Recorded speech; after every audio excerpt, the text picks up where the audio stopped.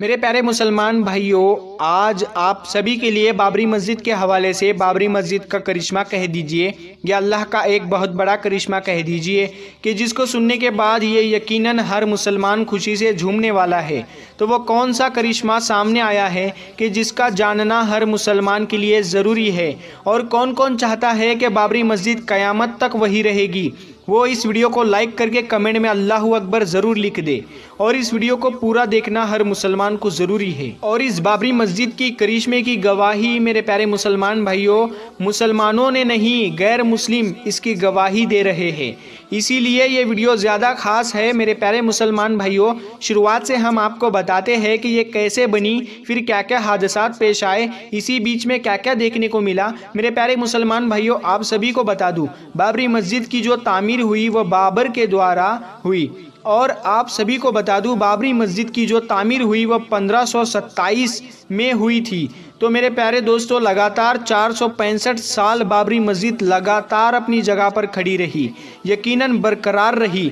लेकिन 1992 में कुछ राजनेताओं ने अपनी सीट को गर्म करना चाहते थे, उसी बुनियाद पर बाबरी मस्जिद को शहीद करवा दिया, और जिसकी वजह से ना जाने कितना बड़ा नुकसान देखने को मिला, ये हम सभी जानते हैं। यानी बड़े बड़े हादसात देखने को मिले कि जिसको देखकर यकीनन रूह कांप जाती है। मेरे प्यारे मुसलमान भाइयों, वो जो राजनेता थे उन्होंने अपनी सीट को गर्म करने के लिए बाबरी मस्जिद को शहीद करवा दिया, लेकिन उनकी इस गलती की वजह से ना जाने कितने मासूम बच्चों की जानें चली गई। ये बड़े अफसोस का मकाम है। मेरे प्यारे मुसलमान भाइयों, बाबरी मस्जिद के हवाले से अगर बात की जाए तो इतिहास में सबसे बड़ा और लंबा अगर कोई केस चला है तो यकीनन नज़र में जो आता है वो बाबरी मस्जिद का ही केस है। और मेरे प्यारे दोस्तों, आखिरकार 2019 में इसका फ़ैसला आ ही गया। और जैसा कि आप सभी को पता है कि बाबरी मस्जिद की जो ज़मीन थी वो हिंदू संगठन को दे दी गई।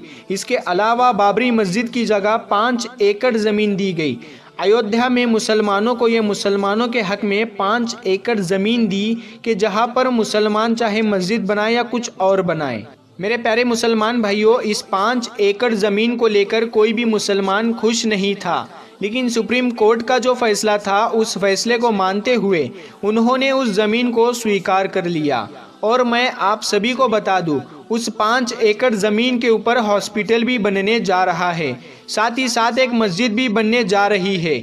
अब हम करिश्मे के हवाले से बात कर लेते हैं, जो एक बहुत बड़ा करिश्मा था, और वो देखने को मिला है अयोध्या के अंदर, यानी उस जगह जहाँ पर बाबरी मस्जिद को शहीद किया गया, उसी सरजमीन के ऊपर जहाँ पर मस्जिद थी। मेरे प्यारे मुसलमान भाइयों, ये राज या अल्लाह की कुदरत सामने नहीं आती अगर बाबरी मस्जिद शहीद नहीं होता। मेरे प्यारे मुसलमान भाइयों, आप सोचें इस चीज़ को, लगातार 465 सालों से जिस जगह पर बाबरी मस्जिद खड़ी हुई थी वो जगह कोई मामूली जगह नहीं थी।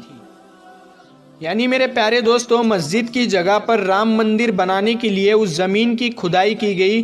तो मेरे प्यारे दोस्तों, 200 फीट गहराई में एक नदी सामने आई है। यानी बाबरी मस्जिद के अंदर कोई आधुनिक टेक्नोलॉजी का इस्तेमाल नहीं किया गया था, और नीचे नदी होने के बावजूद, रेतीली ज़मीन होने के बावजूद उसके ऊपर लगातार 465 साल से बाबरी मस्जिद वहीं पर खड़ी थी। ये अल्लाह का एक बहुत बड़ा करिश्मा ही है। मेरे प्यारे मुसलमान भाइयों, जब राम मंदिर के तामीर के लिए उस सरजमीन की खुदाई की गई ताकि ज़्यादा ज़मीन के नीचे पीलार डाल सके, कि जिसकी वजह से राम मंदिर की जो बुनियाद हो वो मजबूत हो सके और जिससे राम मंदिर सालों साल खड़ा रह सके। लेकिन जब बाबरी मस्जिद के नीचे खुदाई की गई तो मालूम ये पड़ा कि इसके नीचे पिलार भी खड़े नहीं हो सकते। यानी मेरे प्यारे दोस्तों, रेतीली ज़मीन होने की वजह से और नदी होने की वजह से अगर पिलर खड़े किया जाए तो वो धंस जाएगा, और आखिरकार उन लोगों को काम रोकना ही पड़ गया। ये बात मैं अपने तरफ से बनाकर नहीं बता रहा हूँ। हो सकता है बहुत से लोग ये बात कहेंगे कि आपने कुछ प्रूफ नहीं दिखाया, तो मैं आप सभी को प्रूफ के नाम पर स्क्रीनशॉट दिखा रहा हूँ, और बाकायदा अगर आप चाहे तो इस न्यूज़ चैनल के ऊपर जाकर भी सुन सकते हैं। मेरे प्यारे मुसलमान भाइयों, इस खबर को NDTV न्यूज़ चैनल के ऊपर चलाया गया। इसके अलावा बहुत सारे न्यूज़ चैनल के ऊपर भी चलाया गया है, जिसके अंदर साफ तौर से ये बताया गया है कि ये चीज़ के राम मंदिर का काम रुक चुका है। सिर्फ इस वजह से कि जहाँ पर बाबरी मस्जिद थी उसकी सरजमीन के नीचे नदी है, रेतीली ज़मीन है, कि जिसकी वजह से पिलर खड़े नहीं हो पा रहे हैं। और मेरे प्यारे दोस्तों, ये बड़ी गंभीर समस्या आने के बाद वहाँ जितने भी लोग मौजूद थे, जितने भी इंजीनियर मौजूद थे, वो सभी के सभी दंग रह गए और वो यकीनन परेशान होकर रह गए, जिसकी वजह से उन्हें काम तक रोकना पड़ गया है। और मेरे प्यारे दोस्तों, दुनिया भर से कई बड़े बड़े इंजीनियर आ रहे हैं राम मंदिर की तामीर के लिए, लेकिन जब ये बड़ी समस्या सामने आई तो यकीनन हर कोई परेशान है कि कैसे ज़मीन के नीचे प्लेट डाली जाए कि जिसकी वजह से राम मंदिर की जो बुनियाद हो वो मजबूत हो सके। मेरे प्यारे मुसलमान भाइयों, इन्नल्लाह अला कुल्ली शैइन कदीर, अल्लाह हर शय के ऊपर कादिर है और वो जो करता है वो यकीनन बेहतर ही करता है। मेरे प्यारे दोस्तों, सोचने वाली बात यह है कि अगर बाबरी मस्जिद शहीद ना होती तो क्या ये बात मालूम पड़ सकती कि ज़मीन के नीचे नदी जारी है और बाबरी मस्जिद जिस जगह पर खड़ी है उसके नीचे नदी गुजर रही है। मेरे प्यारे दोस्तों, ये कुदरत का एक बहुत बड़ा करिश्मा ही है कि नदी के ऊपर बाबरी मस्जिद जो थी वो यकीनन 465 सालों तक बरकरार रही। अगर उसको शहीद ना किया जाता तो ना जाने कितने हज़ारों सालों तक वो वैसे ही रहती। लेकिन बहरहाल जो हुआ वो अच्छा नहीं हुआ।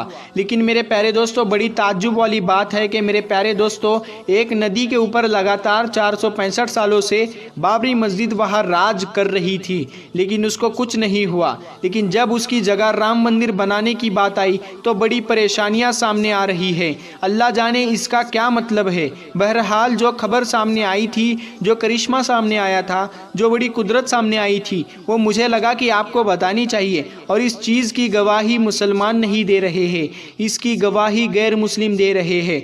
और ये बात कह रहे हैं कि अगर 100 फीट से ऊपर भी पिलार लगाया जाए मजबूती के लिए, वो प्लेट जो है वो धंस सकती है। तो दोस्तों, ये कुदरत का करिश्मा नहीं तो और क्या है। यकीनन ये बाबरी मस्जिद का करिश्मा नहीं है तो फिर क्या है।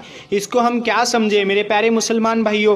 बाबरी मस्जिद के हवाले से जो करिश्मा था वो मैंने आपको बता दिया, लेकिन मैं आप लोगों से एक बात ज़रूर और कहना चाहूँगा कि जिसका जानना हर मुसलमान के लिए ज़रूरी है और जिसके ऊपर अमल करना हर मुसलमान के लिए बहुत ही ज़्यादा ज़रूरी है।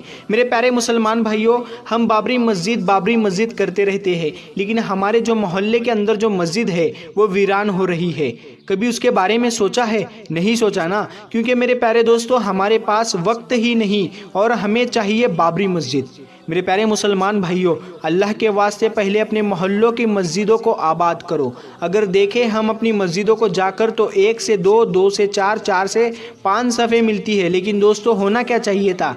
नमाज तो यकीनन हर मुसलमान पर फ़र्ज़ है, 2 टाइम की भी नमाज यकीनन माफ़ नहीं है, लेकिन बावजूद जो हमारे मोहल्ले के मस्जिदें होती है वो 5 टाइम वीरान रहती है, 1 या 2 सफ़े नज़र आती है। लेकिन मेरे प्यारे दोस्तों, जब जुमे के दिन तो पूरी मस्जिद भरी हुई नज़र आती है और यहाँ तक के बाहर जो रास्ते होते हैं वो जाम नज़र आते हैं। जो तादाद जुम्मे के दिन रहती है वही तादाद अगर जुम्मे की नमाज़ पढ़ने के लिए होती, रोज़ाना की नमाज़ पढ़ने के लिए होती, तो प्यारे दोस्तों बाबरी मस्जिद शहीद नहीं होती।